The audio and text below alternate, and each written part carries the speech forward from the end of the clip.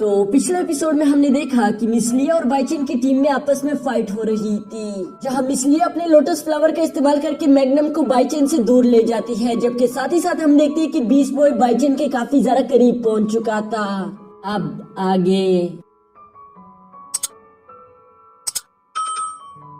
Next episode बिल्कुल इसी scene से शुरू होता है, जहां पर हम देखते हैं कि बीस्ट बॉय बाइचेन के काफी ज्यादा करीब पहुंच चुका था, लेकिन वो फिर भी उसे हिट नहीं कर पाता क्योंकि बाइचेन के आसपास बहुत सारी डार्क एनर्जी मौजूद थी और इसी वजह से हम देखते हैं कि बीस्ट बॉय वापस से अपने नॉर्मल फॉर्म में आ चुका था। यहाँ भी ये देखकर मिस लिया अपने लोटस फ्लावर का इस्तेमाल करके बीस्ट बॉय को बचाने ही वाली थी कि तभी मैग्नम उसे ऐसा करते हुए देख लेती है, जिसकी वजह से मैग्नम ने अपने लावा का इस्तेमाल करके मिस लिया पर अटैक करना शुरू कर दिया था और मिस लिया उसे खुद को प्रोटेक्ट करने के लिए अपने आप को लोटस फ्लावर में छुपा लेती है। यहाँ मिस लिया को भी काफी ज्यादा गुस्सा आ गया था, जिसकी वजह से हम देखते हैं कि वो अपने फुल पावर्स का इस्तेमाल कर देती है। वहाँ चारों तरफ लोटस फ्लावर्स फैल चुके थे।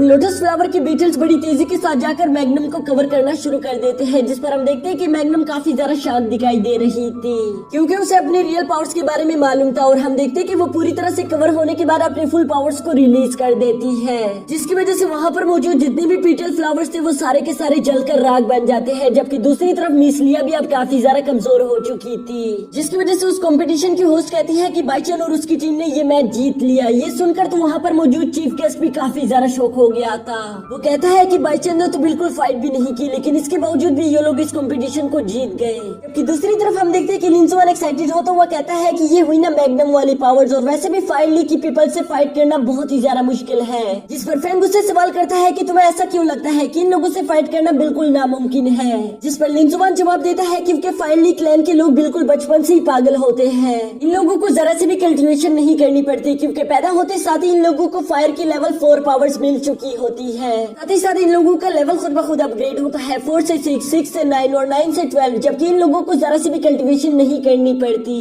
और मजे की बात तो ये है कि ये लोग पैदा नहीं होते बल्कि ये लोग एक दूसरे से स्प्लिट होते हैं, यानी कि ये एक के दो हो सकते हैं। ये सुनकर फ्रैंक कहता है फिर तो इन लोगों की पॉपुलेशन काफी ज्यादा होनी चाहिए, जिस पर लिंजुआन कहता है नहीं ऐसा नहीं है क्योंकि स्प्लिटिंग के वक्त इन लोगों की फर्स्ट बॉडी को काफी ज्यादा नुकसान हो सकता है और हो सकता है कि इन दोनों की जान भी चली जाए।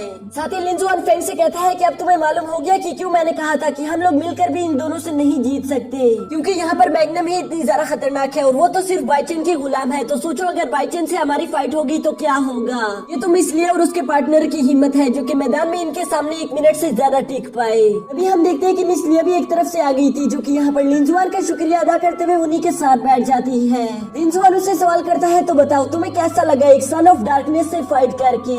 इस पर मिस लिया कहती है कि ये तो कोई फाइट नहीं थी बल्कि हमारे साथ मजाक हो रहा था, हमारे जीतने का कोई भी चांस नहीं था। मुझे नहीं लगता कि कोई भी इन दोनों की टीम को हरा सकता है। यहाँ पर ये लोग इसी तरह की बातें कर रहे थे कि तभी हम देखते हैं कि उस कंपटीशन के होस्ट ने दोबारा से अनाउंसमेंट करना शुरू कर दिया था। वो कहती है कि अगले राउंड में फैंग और लिंजुआन की फाइट होगी सेक्रेट डोमेन से। तो सुनकर मिस लिया लिंजुआन से कहती है कि अपना ख्याल रखना, ये सेक्रेट डोमेन वाले फाइट करने के लिए ही पैदा होते हैं, इन लोगों की पावर्स भी काफी ज्यादा खतरनाक होती है। जो सुनकर लिंजुआन कहता है कि तुम फिक्र मत करो और इसके अगले सीन में हम देखते हैं कि ये चारों फाइट करने के लिए मैदान में उतर आए थे। यहाँ लिंजुआन काफी ज्यादा कॉन्फिडेंट दिखाई दे रहा था, जिस पर फैंग उससे कहता है कि अपना सारा ध्यान इसी फाइट में रखना क्योंकि हमें हर हाल में इस कंपटीशन को जीतना है। ये सुनकर लिंजुआन कहता है कि तुम्हें फिक्र करने की कोई जरूरत नहीं। और यहाँ पर जैसे ही फाइट शुरू होते हैं हम देखते हैं कि उस सेक्रेट डोमेन वालों ने एक कॉम्बिनेशन अटैक करते हुए खुद को कंबाइन कर लिया था और साथ ही साथ वो दोनों ट्रांसफॉर्म होकर एक बहुत ही ज्यादा बड़े जायंट खतरनाक वुल्फ में बदल जाते हैं। ये देखकर लिंजुआन सबसे पहले उन पर विंड स्प्लैश अटैक कर देता है, जिस पर हम देखते हैं कि उस वुल्फ के हाउस से ही वो दोनों स्प्लैश अटैक वहीं पर रास्ते में गायब हो गए थे। ये देखकर तो लिंजुआन भी काफी ज्यादा हैरान हो गया था, उसे कुछ समझ नहीं आ रहा था, लेकिन वो हार नहीं मानता। वो अपने फायर बॉल अटैक्स का इस्तेमाल करना शुरू कर देता है, जिसे वो जायंट वुल्फ बड़ी तेजी के साथ डॉज करता हुआ इन्हीं लोगों की तरफ जंप कर देता है। यहाँ जंप करते हुए फैंग ने कुछ अजीब देख लिया था। वो देखता है कि उस जायंट वुल्फ के 4 नहीं बल्कि 6 पैर है, यानी कि वो एक वुल्फ नहीं बल्कि 2 है। और इसी वजह से हम देखते हैं कि वो वुल्फ इन लोगों के खतरनाक से खतरनाक अटैक को भी बहुत ही आसानी के साथ ब्लॉक कर रहा था और साथ ही साथ वो इन लोगों पर बहुत ही ज्यादा पावरफुल अटैक्स कर देता है, जिसकी वजह से इन लोगों का उसके सामने टिकना काफी ज्यादा मुश्किल होता जा रहा था। और यहाँ पर 2 हटने के बाद ये लोग देखते हैं कि वो सच में एक वुल्फ नहीं बल्कि 2 है। जबकि यहाँ दूसरी तरफ मिस लिया भी यहाँ पर इन 2 वुल्फ्स को एक साथ होता हुआ देखकर कहती है कि ये तो हेवनली हेवनली बाय वुल्फ है। जो सुनकर वहाँ पर मौजूद दो लड़कियां उनसे सवाल करती है कि हेवनली बाय वुल्फ क्या होता है। इस पर मिस लिया जवाब देती है कि ऐसा कहा जाता है कि सेक्रेट डोमेन में हजारों वुल्फ के बाद एक ही बाय वुल्फ पैदा होता है, जिसकी स्पिरिचुअल पावर्स का कोई हिसाब नहीं और वो किसी भी मैजिकल पावर्स को बहुत ही आसानी के साथ टर्मिनेट कर सकता है।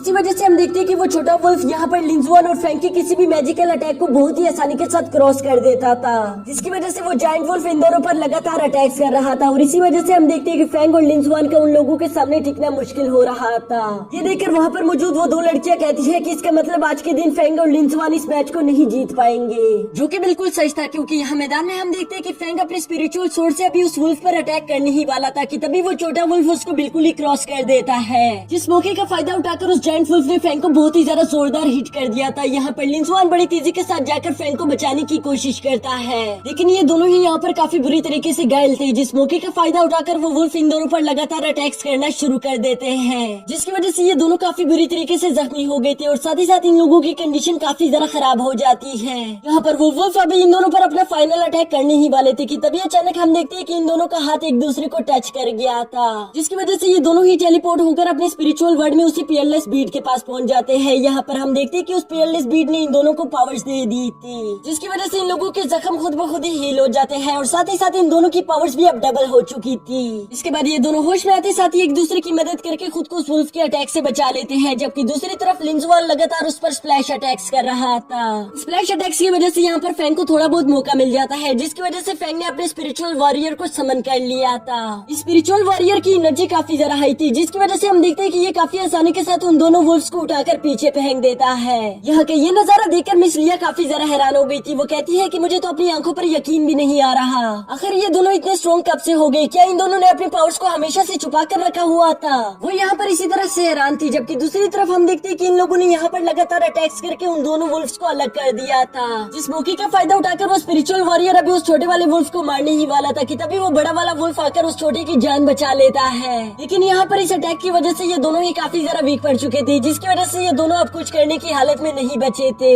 लेकिन अभी तक लिंजुआन के अटैक की बारी तो रहती थी, क्योंकि वो अपने विंड और थंडर के एलिमेंट को कंबाइन कर लेता है, जिसकी वजह से वहाँ पर एक जोरदार कंबाइन अटैक बन गया था। दोबारा से इस अटैक की मदद से उस छोटे वुल्फ पर हमला करने की कोशिश करने ही वाला था कि तभी वो बड़ा वुल्फ आकर उस अटैक को भी खुद पर ले लेता है, जो देखकर सेक्रेट डोमेन के एल्डर फौरन से इस फाइट के बीच में आ गया था और वो यहाँ पर लिंजुआन की इस अटैक को ब्लॉक कर देता है। जिस पर वो कंपटीशन वाली होस्ट वहाँ पर आकर कहती है कि ये फाइट यहीं पर खत्म होती है और इस फाइट को जीत लिया है लिंजुआन और फैंग ने। यहाँ सेक्रेट डोमेन वाला वो एल्डर काफी ज्यादा गुस्सा दिखाई दे रहा था, क्योंकि उसे लग रहा था कि जरूर इन दोनों ने कोई चीटिंग की है। आखिर इन दोनों की पावर्स इस तरह से अचानक डबल कैसे हो गई? वो अभी यहाँ पर इन दोनों पर अटैक्स करने ही वाला था, जबकि अगर यहाँ पर ऐसा कुछ भी हो जाता तो शायद लिंजुआन और फैंग अपनी जान ना बचा पाते, क्योंकि वो ऑलरेडी काफी बुरी तरीके से घायल हो चुके थे। इसी वजह से हम देखते हैं कि अचानक से वहाँ पर बाइचन ने अपनी डार्क एनर्जी को रिलीज कर दिया था, जो देखकर वो सेक्रेट डोमेन वाला एल्डर भी बहुत ज्यादा डर जाता है। और इसी मौके का फायदा उठाकर लिंजुआन और फैंग भी वहाँ से चले गए थे, जिसके बाद नेक्स्ट डे का सीन दिखाया जाता है कि वो दोनों मिलकर एक दरख्त के नीचे बैठे हुए थे। यहाँ पर लिंजुआन बात कर रहा था, वैसे तो जब हम दोनों अपनी एनर्जी शेयर करते थे तो हम दोनों में से एक बहुत ज्यादा कमजोर हो जाता था, जबकि दूसरी की एनर्जी डबल हो जाती थी।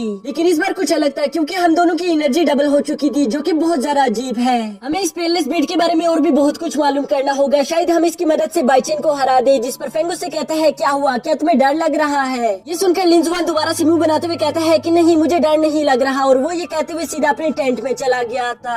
जबकि यहाँ बाहर हम देखते हैं कि वहाँ पर मौसम बहुत ज्यादा खराब हो चुका था और जल्दी यहाँ पर बारिश होने वाली थी। इसकी वजह से लिंजुआन ने फेंग को भी टेंट के अंदर बुला लिया था और साथ ही साथ वो उसको खाने के लिए भी कुछ ऑफर करता है, लेकिन फेंग खाना नहीं खाना चाहता था, इसलिए लिंजुआन उसे खाने की मदद से ललचाने की कोशिश करता है। जबकि दूसरी तरफ फेंग उससे कहता है कि आराम से बैठकर कल्टीवेशन करो, ताकि तुम अगले राउंड से पहले अपनी बॉडी को हील कर सको, नहीं तो अगले राउंड को जीतना हमारे लिए बिल्कुल नामुमकिन हो जाएगा। यहाँ फेंग अभी ये सब कह ही रहा था कि तभी लिंजुआन को बाहर से तूफान की आवाज आ जाती है, जिसकी वजह से हम देखते हैं कि वो अपने टेंट से बाहर आ गया था। वो देखता है कि यहाँ पर बहुत सारी बिजली कड़क रही थी और साथ ही साथ बहुत ज्यादा तेज हवा भी चल रही है, जिसकी वजह से वो उस हवा और बिजली को एब्जॉर्ब करना शुरू कर देता है। ये देखकर वहाँ पर मौजूद दो लड़कियां काफी ज्यादा हैरान हो गई थी। वो कहती है कि आखिर ये यहाँ पर क्या कर रहा है, इस तरह से तो ये जान से मारा जाएगा। जिस पर वो दूसरी लड़की कहती है कि नहीं, ये ब्लू डोमेन की कल्टीवेशन करने का तरीका है। वो यहाँ पर थंडर की एनर्जी और विंड एनर्जी को एब्जॉर्ब करने की कोशिश कर रहा है, ताकि वो खुद के पावर्स को बढ़ा सके। लेकिन यहाँ पर हम देखते हैं कि वो एनर्जी एब्जॉर्ब करते करते अचानक से खुद लिंजुआन ओवरलोड हो गया था, क्योंकि वो एनर्जी काफी ज्यादा हाई थी।